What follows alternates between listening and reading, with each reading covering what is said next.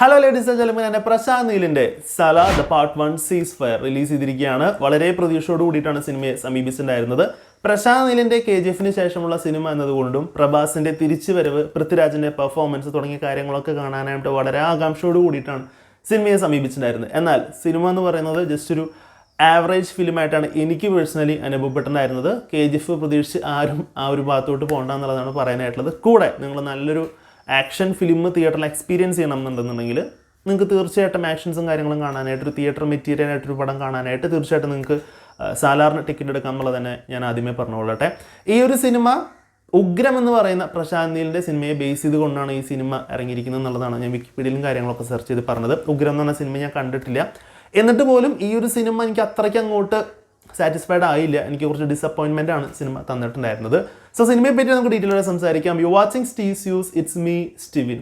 Salaar the part 1 focus ചെയ്തിരിക്കുന്നത് കാൻസാർ എന്ന് പറയുന്ന സിറ്റിനെ ബേസ് ചെയ്തുകൊണ്ടാണ്. ഇന്ത്യയിൽ നിന്ന് മാറി നിൽക്കുന്ന ഒരു സ്വയംഭരണ പ്രദേശം നമുക്ക് വേണമെങ്കിൽ പറയാം. ഇന്ത്യനെ തന്നെ കൺട്രോൾ ചെയ്യാൻ കെൽപ്പുള്ള, വളരെയധികം വെപ്പൺസും കൺട്രോൾസും കാര്യങ്ങളൊക്കെ ഉള്ള വലിയൊരു രാജ്യം പോലെയാണ് കാൻസാർ സിറ്റി നിൽക്കുന്നത്. അവിടുത്തെ രാജാവിൻ്റെ മകനായിട്ടാണ് വരദരാജ മന്നാർ, പൃഥ്വിരാജിൻ്റെ കഥാപാത്രം വരുന്നത്. ഉറ്റ സുഹൃത്താണ് ദേവ എന്ന് പറയുന്ന പ്രഭാസിൻ്റെ കഥാപാത്രം. അവരുടെ ചൈൽഡ്ഹുഡിലെ കുറച്ച് രംഗങ്ങളും കാര്യങ്ങളും ഫ്രണ്ട്ഷിപ്പൊക്കെ കാണിക്കുന്നത് വളരെ രസകരമായിട്ടുണ്ട്. ചെറുപ്പത്തിലെ തന്നെ ദേവ അവിടെ നിന്ന് കാൻസാർ എന്ന് പറഞ്ഞ സിറ്റി വിട്ട് മറ്റൊരു സ്ഥലത്തോട്ട് തന്നെ അമ്മയെ കൂട്ടി പോവുകയാണ്. തനിക്ക് എന്താവശ്യമുണ്ടെങ്കിലും ഞാൻ അവിടേക്ക് വരുമെന്നുള്ള വാക്ക് വരദരാജയ്ക്ക് കൊടുക്കുന്നുണ്ട്. പിന്നെ ഒരു പ്രത്യേക സാഹചര്യത്തിൽ ഒരു പ്രശ്നം നേരിടുമ്പോൾ തീർച്ചയായിട്ടും ദേവ വരദരാജ മന്നാറെ സഹായിക്കാനായിട്ട് വരുന്നു. തുടർന്ന് ശ്രുതി ഹാസൻ്റെ ഒരു ക്യാരക്ടറിൻ്റെ വരവോട് കൂടിയിട്ടാണ് ഈ കഥകളും കാര്യങ്ങളൊക്കെ ചുരുളഴിഞ്ഞു വരുന്നത്. അവസാനം അവരൊരു ബദ്ധ ശത്രുക്കളായിട്ട് മാറുന്നു എന്നുള്ള രീതിയിലേക്കാണ് കാര്യങ്ങൾ പോകുന്നത്. സോ ഇത്ര മാത്രമേ ഞാൻ പറയുന്നുള്ളൂ. കൂടുതൽ പറഞ്ഞ ഒരു പക്ഷേ സ്പോയിലറായി പോകും എന്നുള്ളത് കൊണ്ട് തന്നെ ഇത്ര ഒരു ഔട്ട്ലൈൻ മാത്രമാണ് എനിക്ക് തരാനായിട്ട് ഞാൻ ആഗ്രഹിക്കുന്നത്. സിനിമയെ പറ്റി പറയുകയാണെന്നുണ്ടെങ്കിൽ എനിക്ക് ഏറ്റവും പോസിറ്റീവായിട്ട് തോന്നിയിട്ടുണ്ടായിരുന്നത് സിനിമയിലെ ടെക്നിക്കൽ സൈഡാണ്. VFX ഒക്കെ ബ്രില്യൻ്റ് ആയിട്ടാണ് ചെയ്തിരിക്കുന്നത്. നമുക്കതറിയാം VFX ആണെന്നുണ്ടെങ്കിൽ പോലും ഒരു പാകപ്പിഴവുകളോ ഒന്നും തന്നെ ഇല്ലാത്ത രീതിയിൽ വളരെ ഗംഭീരമായിട്ടാണ് VFX ചെയ്തു വെച്ചിരിക്കുന്നത്. അതുപോലെ തന്നെ മറ്റ് ടെക്നിക്കൽ സൈഡ്, എഡിറ്റിംഗ് ആണെന്നുണ്ടെങ്കിലും വളരെ നന്നായിട്ട് തന്നെ വന്നിട്ടുണ്ട്. സിനിമോഗ്രാഫി ആണെന്നുണ്ടെങ്കിലും മ്യൂസിക് ആണെങ്കിലും സിനിമയ്ക്ക് ആവശ്യമായിട്ടുള്ള രീതിയിൽ തന്നെ വന്നിട്ടുണ്ട് എന്നുള്ളതാണ് പറയാനായിട്ടുള്ളത്. പ്രത്യേകിച്ച് പ്രഭാസിനെ കാണിക്കുന്ന പല ഡിഫറെൻറ്റ് ഷോട്ട്സുകളും കാര്യങ്ങളൊക്കെ സൂപ്പർബായിട്ട് വന്നിട്ടുണ്ട്. അതൊരു പ്രത്യേക ഒരു ഇമ്പാക്റ്റ് ക്രിയേറ്റ് ചെയ്യാനായിട്ട് ആ ഒരു എഡിറ്റിംഗ് ടെക്നിക്ക് കൊണ്ട് സാധിച്ചിട്ടുണ്ട്. സിനിമോഗ്രാഫി നന്നായിട്ട് വന്നിരുന്നു. മ്യൂസിക്കിനെ പറ്റി പറയുകയാണെന്നുണ്ടെങ്കിൽ നന്നായിട്ടുണ്ട് എന്നുണ്ടെങ്കിൽ പോലും മുമ്പത്തെ സിനിമയായിട്ടുള്ള KGF വെച്ച് കമ്പയർ ചെയ്യുമ്പോൾ അത്ര ഗംഭീരമായിട്ട് തോന്നിയിട്ടുണ്ടായിരുന്നില്ല. ആ ഒരു സിനിമയിൽ നമ്മൾ ഓർത്തു വയ്ക്കുന്ന പല ഗാനങ്ങളും പല ബാക്ക്ഗ്രൗണ്ട് സ്കോറുകളും മനസ്സിൽ നിൽക്കുന്നത് പോലെ ഈ ഒരു സിനിമയിൽ അങ്ങനെ നിന്നില്ല എന്നുള്ളതാണ് പറയാനായിട്ടുള്ളത്. സൂര്യാംശം എന്ന് പറയുന്ന ആ ഒരു ഗാനമാണ് കുറച്ചും കൂടി എനിക്ക് പേഴ്സണലായിട്ട് ഇഷ്ടപ്പെട്ടിട്ടുണ്ടായിരുന്നത്. ഇനി പെർഫോമൻസിനെ പറ്റി പറയുകയാണെന്നുണ്ടെങ്കിൽ അവർക്ക് കിട്ടിയ റോളുകളെല്ലാം തന്നെ ഭംഗിയായിട്ട് ചെയ്തു. അതിനപ്പുറത്തേക്കായിട്ട് ഒരു വലിയൊരു പെർഫോമൻസ്, ഒരു ഗംഭീര പ്രകടനം എന്നുള്ള രീതിയിൽ ഒന്നും തന്നെ സിനിമയിൽ ഉണ്ടായില്ല എന്നുള്ളതാണ് പറയാനായിട്ടുള്ളത്. സിനിമയുടെ അവസാനത്തോട്ട് എത്തുമ്പോൾ പൃഥ്വിരാജിന് വലിയ കാര്യമായിട്ടുള്ള മാസും കാര്യങ്ങളൊന്നും കാണിക്കാനായിട്ട് അവസരം കിട്ടാത്തത് കൊണ്ട് അതിന് വേണ്ടിയിട്ടൊരു സ്പേസ് ഒരുക്കിയ പോലെയാണ് ക്ലൈമാക്സിലെ കുറച്ച് രംഗങ്ങളും കാര്യങ്ങളൊക്കെ തോന്നിയിട്ടുണ്ടായിരുന്നു. പക്ഷെ അത് കുഴപ്പമില്ലായിരുന്നു.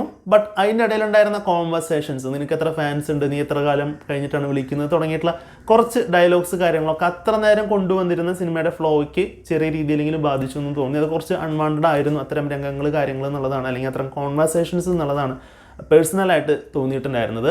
സിനിമയിലെ നെഗറ്റീവ്സിനെ പറ്റിയിട്ട്, അല്ലെങ്കിൽ എനിക്ക് ഈ സിനിമയിൽ ഇത് വളരെ മോശമായിട്ട് തോന്നി എന്ന് പറഞ്ഞ കാര്യത്തെപ്പറ്റി തോന്നുകയാണെന്നുണ്ടെങ്കിൽ തീർച്ചയായിട്ടും സിനിമയുടെ ബിൽഡപ്പ് തന്നെയാണ് വലിയൊരു പ്രശ്നമായിട്ട് തോന്നിയിട്ടുണ്ടായിരുന്നത്. സിനിമയുടെ തുടക്കം തൊട്ട് അവസാനം വരെ, സിനിമ അവസാനിക്കുന്നത് വരെ ബിൽഡപ്പാണ്. പ്രഭാസിൻ്റെ ക്യാരക്ടറൊക്കെ വളരെ നല്ല രീതിയിൽ തന്നെ വലിയൊരു ജൈജാൻറ്റിക് ഒരു ക്യാരക്ടറാണ്, വളരെ പവർഫുൾ ആണെന്ന് തോന്നിപ്പിക്കുന്ന തരത്തിലുള്ള സംഭവങ്ങളൊക്കെ നമുക്ക് പടം തുടങ്ങുമ്പോൾ തന്നെ കിട്ടി വരുന്നുണ്ട് എന്നുണ്ടെങ്കിൽ പോലും പിന്നീട് അങ്ങോട്ടും ഇത് ബിൽഡപ്പ് ചെയ്ത് ചെറിയ രീതിയിൽ സിനിമ ലാഗായി പോകുന്നുണ്ടോ, കുറച്ച് ഇടച്ചിൽ വരുന്നുണ്ടോ എന്ന് നമുക്ക് പലപ്പോഴും നമുക്ക് തോന്നും. പല രംഗങ്ങളും കാര്യങ്ങളും വളരെ ടൈം എടുത്തുകൊണ്ട് പല രംഗങ്ങളും എല്ലാതും കാണിച്ചുകൊണ്ടാണ് എടുക്കുന്നത്. അത് സ്ക്രീൻ പ്ലേ കുറച്ചും കൂടിയും, അല്ലെങ്കിൽ അത്തരം രംഗങ്ങൾ കുറച്ചും കൂടി ഫാസ്റ്റ് പേസ് ആയിട്ട് എടുക്കുകയാണെന്നുണ്ടെങ്കിൽ സിനിമ കുറച്ചും കൂടിയും കാണാനായിട്ട് രസകരമായേനെ എന്നുള്ളതാണ് തോന്നിയിട്ടുണ്ടായിരുന്നത്. കാരണം ഓൾമോസ്റ്റ് ഒരു 3 മണിക്കൂറിനടുത്ത്, 2.25 to 3 മണിക്കൂറിനടുത്ത് ഡ്യൂറേഷൻ ഈ ഒരു സിനിമയ്ക്ക് ഉണ്ട്. പക്ഷേ സിനിമ നമുക്ക് കാണുമ്പോൾ തീർച്ചയായിട്ടും അത്രയും ഡ്യൂറേഷൻ ഉണ്ട് എന്നുള്ളത് നമുക്ക് തീർച്ചയായിട്ടും ഫീൽ ചെയ്യിപ്പിക്കുന്ന തരത്തിൽ ബിൽഡപ്പ് ചെയ്ത് പോയതാണ് എനിക്ക് വളരെയധികം പേഴ്സണലായിട്ട് ഒരു ലാഗായിട്ടും കുറച്ച് സ്ലോ പേസ് ആയിട്ടും സിനിമയെ പിന്നോട്ട് വലിച്ചൊരു ഫാക്ടറായിട്ട് തോന്നിയിട്ടുണ്ടായിരുന്നത്.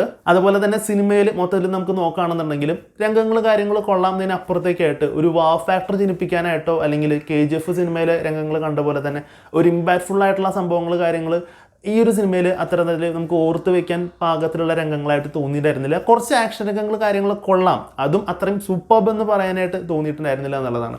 തീർച്ചയായിട്ടും നിങ്ങൾക്ക് ഈ റിവ്യൂ കാണുമ്പോൾ ഇവൻ കൂടുതലായിട്ടും KGF ആയിട്ടാണല്ലോ കമ്പയർ ചെയ്യുന്നത് എന്നുള്ളതാണ് തോന്നുന്നുണ്ടായിരിക്കുക.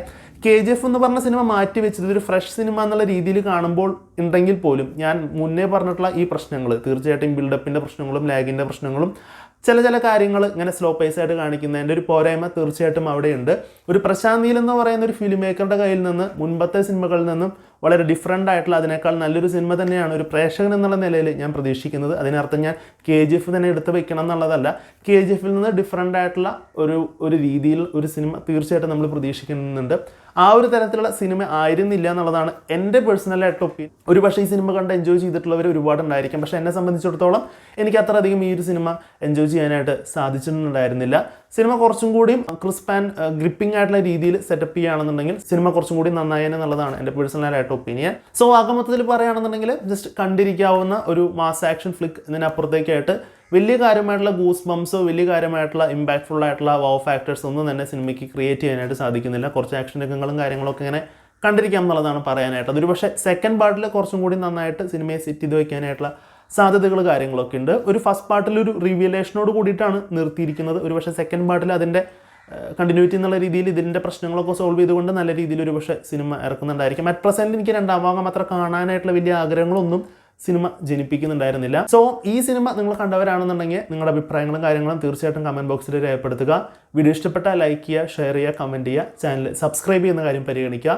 Thank you so much for watching. മറ്റൊരു വീഡിയോയിൽ കാണുമ്പോഴേക്കും ഗുഡ് ബൈ.